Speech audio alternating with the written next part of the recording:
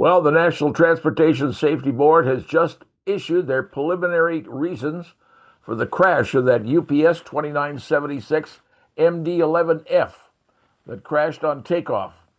And I've got some new video, or new photographs, if you will, that's going to show you exactly what happened from a different angle.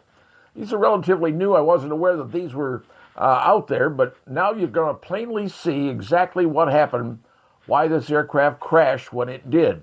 And take a look at this. Here's frame number one. This is the takeoff. You can see it was a normal takeoff. This aircraft weighs about 650,000 pounds empty, and then you put in 30,000 gallons of gasoline and a massive amount of cargo. Now, you have to understand this aircraft. This aircraft was built in 1992. It's been flying for a very long time, over 30 years.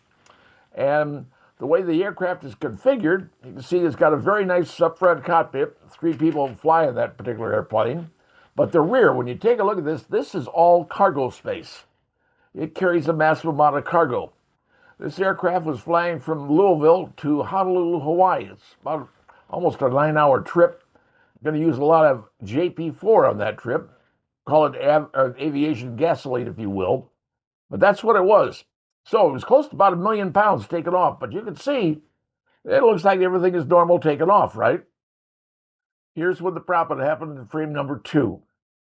Number 1 engine left the pylon.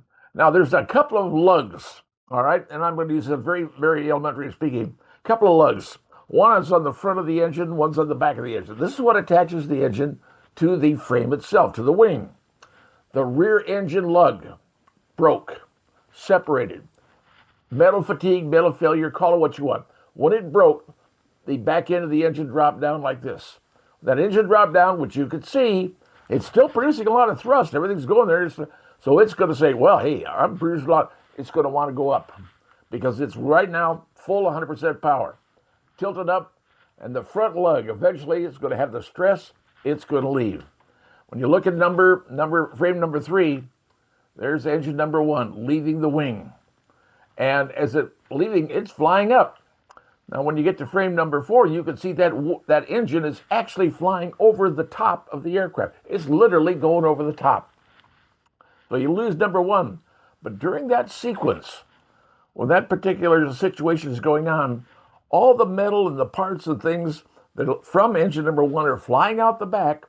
And you can see in the aircraft, that top engine, that's number 2 there in the tail, it's sucking in a massive amount of air. And when it's sucking in a massive amount of air, it's going to suck everything else with it. And all these parts that are coming in are going into engine number 2. And that causes engine number 2 to fail because, well, it's tearing up the blades and just, you got parts going in there, it's messing everything up. That engine's going to fail, and it did. So here you got engine number 1, engine number 2 have failed. You got 1 engine left. And there's the problem. With all the ingestion going on with engine number 2, the loss of engine number 1, well, here's the problem. The aircraft ain't going to fly anymore, folks. The highest that aircraft got feet-wise is 30 feet in the air. That was the best it could do. And because of the damage to the left wing, pilots doing the best they can to control it, but the only thrust is on the right wing. And that thrust is causing that aircraft to want to turn this way, to knife, which is what it did. When it came down, it killed the crew of 3, also killed 11 more people, and ultimately 23 folks were injured. It's one of the most tragic aircraft accidents that have been around since, well, for a long time. The last one they figured had the sort of the same thing could have happened back in 1979 on an MD-11 out of Chicago, American Airlines 191. It failed. Here's the problem. The older the aircraft gets, the better the chance for a failure of metal parts because they have a lot of stress on them, An engine's putting a lot of stress on those lugs.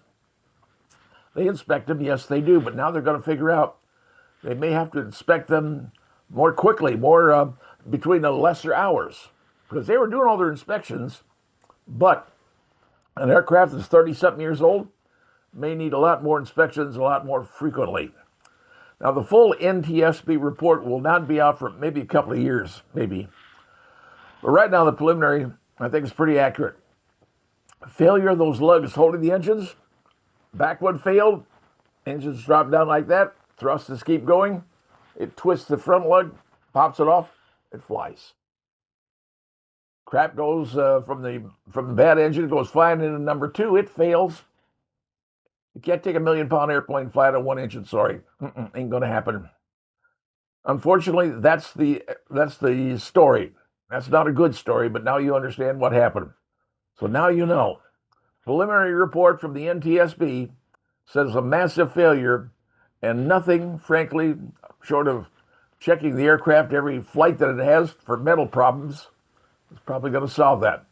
Are they going to have to start getting rid of those old aircraft? Possibly. But they still fly, and hopefully the metal will still stay strong. But you never know. Things can happen whenever they do, and unfortunately, the people in it suffer greatly.